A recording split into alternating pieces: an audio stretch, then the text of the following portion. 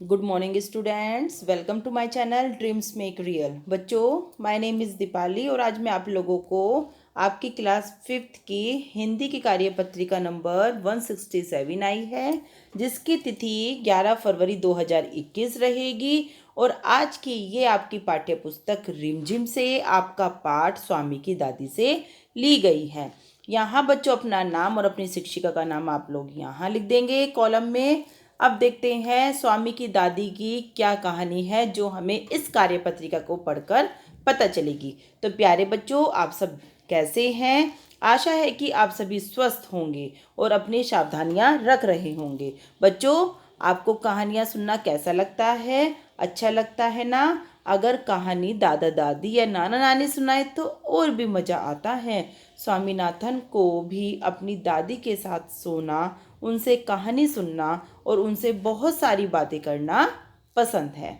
वे दोनों सोने से पहले क्या क्या बातें करते हैं, कौन कौन सी कहानियाँ सुनते या सुनाते हैं, इन सब सवालों के जवाब जानने के लिए अपनी किताब के पाठ 13 स्वामी की दादी को बोलकर पढ़िए। जो आपकी पाठ्य पुस्तक रिमझिम है उसका पाठ 13 स्वामी की दादी पाठ दिया हुआ है, उस पाठ को बच्चों पूरा पढ़ना। तो अब हमें फिल इन द ब्लैंक्स के रूप में जो स्वामी की दादी है उसकी कहानी को बताया गया है। चलिए फिल इन द ब्लैंक्स को कंप्लीट करेंगे। आइए अब नीचे लिखे हुए वाक्यों को बोलकर पढ़ते हैं और खाली स्थानों को कहानी के अनुसार भरते हैं। चलिए बच्चों, आप लोग भी इसी तरह से भरना जैसे मैं आपको बताऊंगी। स्वामीनाथन की, क्योंकि स्वामीनाथन और दादी दोनों ही सोते थे साथ साथ, स्वामीनाथन की दादी अंधेरे गलियारे की बंद सी कोठरी, यहाँ पे लिखोगे बच्चों आप लोग कोठरी, कोठरी में रहती थी। उनके सामान में 5 दरिया, 3 चादर, यहाँ बच्चों आप लोग लिख लोगे चादर, 5 तकियों वाली भारी भरकम बिस्तर, एक पटसन के रेशे का बक्सा और एक लकड़ी का छोटा बक्सा शामिल था। एक रात को सोने से पहले, क्या बच्चों, एक रात को सोने से पहले लिखना स्वामीनाथन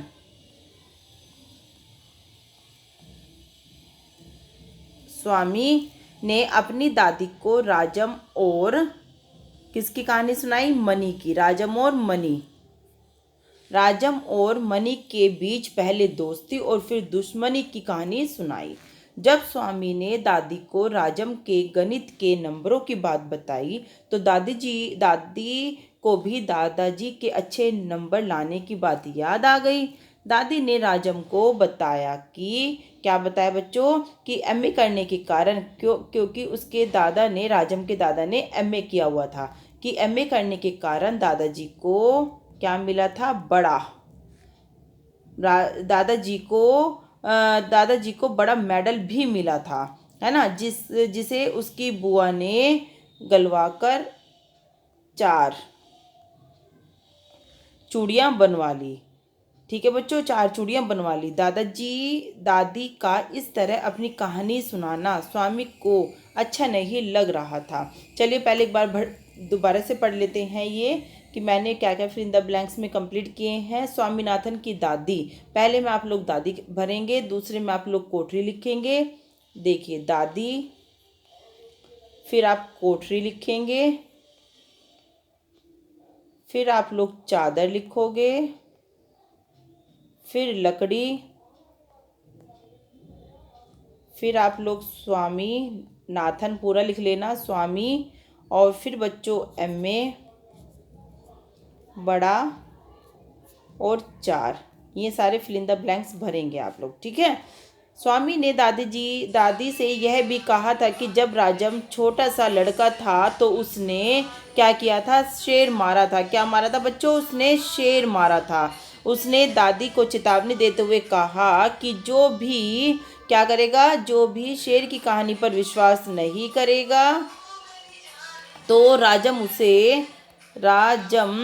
उसे गोली मार देगा। दादी ने स्वामी को सोने से पहले क्या करते थे बच्चों? दादी ने स्वामी को सोने से पहले अभी बच्चों मैं आपको आगे बताऊंगी कि आगे आप लोग क्या fill in the blanks complete करेंगे। आप लोग बच्चों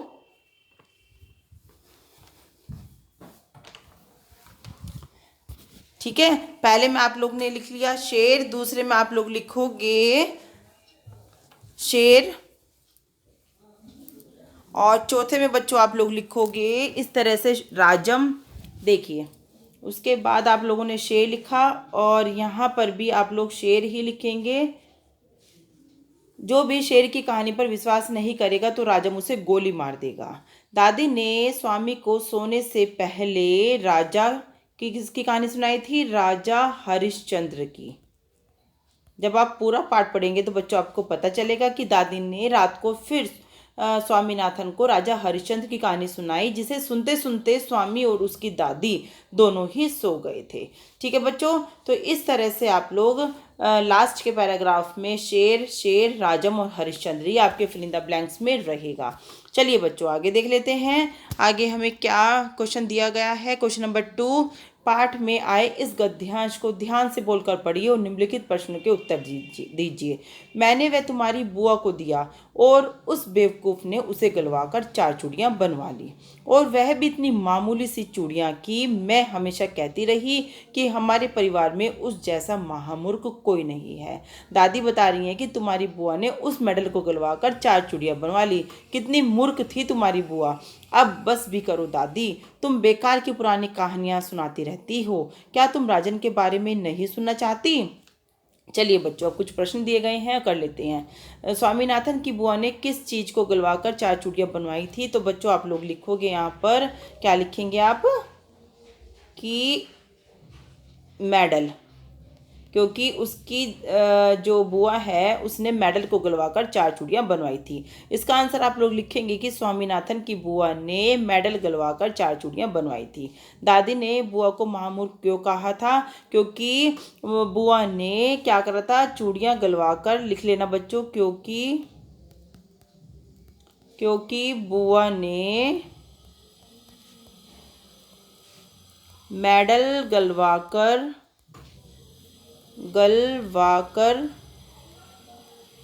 4 चूड़ियाँ बनवा ली थी, इसलिए दादी ने उनको बेवकूफ़ कहा था कि तुम्हारी जो बुआ है वो बेवकूफ़ है। क्यों? क्योंकि बुआ ने मेडल गलवाकर 4 चूड़ियाँ बनवा ली थी। यह आंसर 2 रहेगा आपका। चलिए आंसर 3 देख लेते हैं। स्वामीनाथन दादी की बात क्यों नहीं सुनना चाहता था? क्योंकि लिखो बच्चों, क्योंकि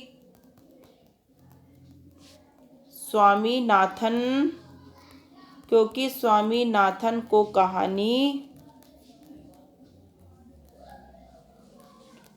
पुरानी और बेकार लग रही थी। ठीक है बच्चों, क्योंकि स्वामीनाथन को कहानी पुरानी और बेकार लग रही थी, इसलिए स्वामीनाथन दादी की बातें सुनना नहीं चाहता था। ये आंसर 3 रहेगा आपका। ओके, चलिए क्वेश्चन नंबर 4 देखते हैं। उपरोक्त गद्यांश में निम्नलिखित शब्दों के लिए किन किन विशेषण शब्दों का प्रयोग किया गया है? बताइए बच्चों, चूड़ियों के लिए क्या क्या शब्द बताए गए हैं? बताया गया है 4 चूड़ियाँ, और दादी ने ये भी कहा था कि मामूली चूड़ियाँ, तो ये मामूली और 4 हमारा विशेषण रहेगा। राइट बच्चों, 4 और मामूली हमारा विशेषण रहेगा। कहानी के लिए यूज हुआ है विशेषण शब्द हमारा बेकार और पुरानी। पुरानी कहानी बताया था दादी ने और बेकार कहानी बताया था राजन ने। बेकार कहानी बोला था राजन ने और पुरानी कहानी बोला था राजन ने, इसलिए पुरानी कहानी बोला था स्वामीनाथन ने और स्वामीनाथन को कहानी बेकार भी लग रही थी, तो ये दोनों ही हमारा विशेषण रहेगा, बेकार और पुरानी। तो इस तरह से बच्चों आपका मैंने दोनों क्वेश्चन आपको करा दिए हैं। चलिए, अभिभावकों के लिए सुझाव है कि बच्चों से उनकी दिनचर्या के विषय में बात करते हुए यह जानने का प्रयास कीजिए कि आज उन्होंने कौन कौन से कार्य किए हैं। उनसे यह भी पूछिए कि किन कार्यों को वो और बेहतर तरीके से कर सकते हैं। कहने का यही मतलब है कि आप लोग जो अभिभावक हैं वो अपने बच्चों के साथ बातें करिए, उनसे पूछिए कि आज उन्होंने अपना समय किस चीज़ में व्यतीत किया। तो इस तरह से आपकी ये आज की हिंदी कार्यपत्रिका 167 कंप्लीट होती है, जिसमें हमने स्वामी की दादी के बारे में पढ़ा और किस तरह से दादी ने दादा के बारे में बातें बताई, राजन की कहानी सुनाई, मनी की कहानी सुनाई। तो बच्चों, वीडियो अच्छी लग रही है तो वीडियो को लाइक और चैनल को सब्सक्राइब जरूर करना। थैंक यू बच्चों।